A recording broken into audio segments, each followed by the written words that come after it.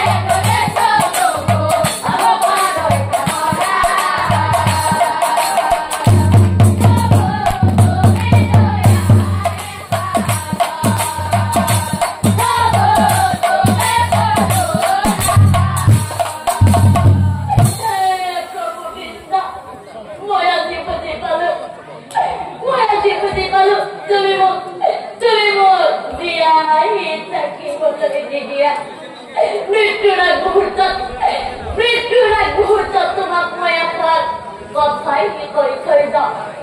আজিৰ পৰাই মই তোমাক কি বুলি মাতিম?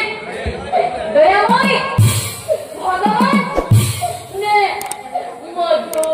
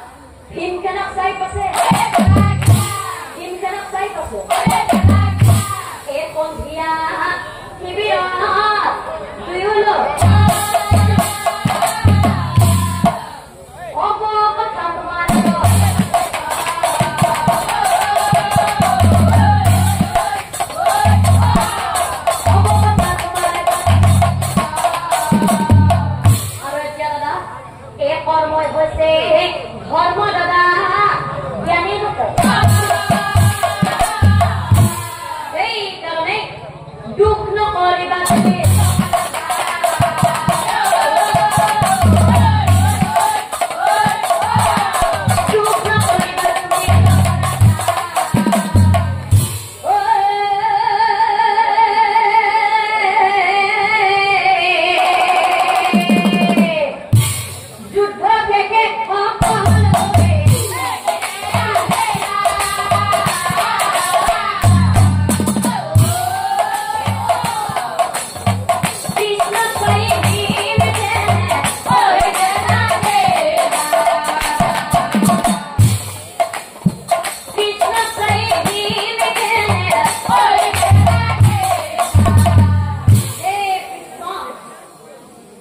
চিত্ৰবনে মনুষ্যৰণত কৰি বাৰে প্ৰাণ ভিক্ষা খোজাৰ পিছতো তুমি মোক কিয় জীয়াই ৰাখিবলৈ নিদিলা? এই খব কথা তুমি মোক এতিয়াই কোৱা। কৃষ্ণই বোলে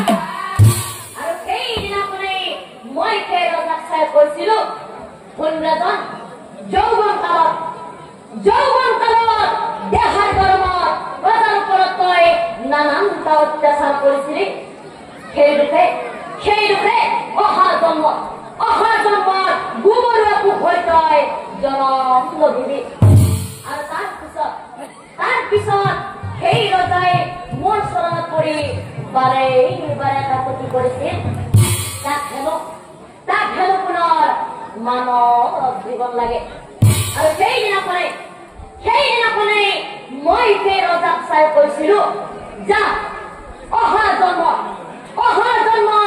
ধৃতৰাষ্ট্ৰৰ 100 পুত্ৰৰ ভিতৰতে এজন হৈ তই জনম লভিবি কিন্তু মনত ৰাখিবি যিদিনা সত্য ধৰ্মৰ কথা তই পাহৰি যাবি সেইদিনা তোৰ মনত হব নিশ্চয় জানিবি এতিয়া বুজিলা নাই কিয় চিত্ৰবনে মোৰ চৰণত পৰি বাৰে কাকতি কৰাৰ পিছতো মই কিয় জীয়াই নাৰাখিলো সেই পৰম শ্ৰদ্ধাৰ নাম ধৰ্মী ৰাইজ আমাৰ সমাজত এনেকুৱা কিছুমান দানৱ আছে যিয়ে সত্য ধৰ্মৰ কথা একোৱেই নামানে আৰু তেনেকুৱা নামে সংবিধানৰ ভিতৰতে জন ঘৰলৈ গতি কৰে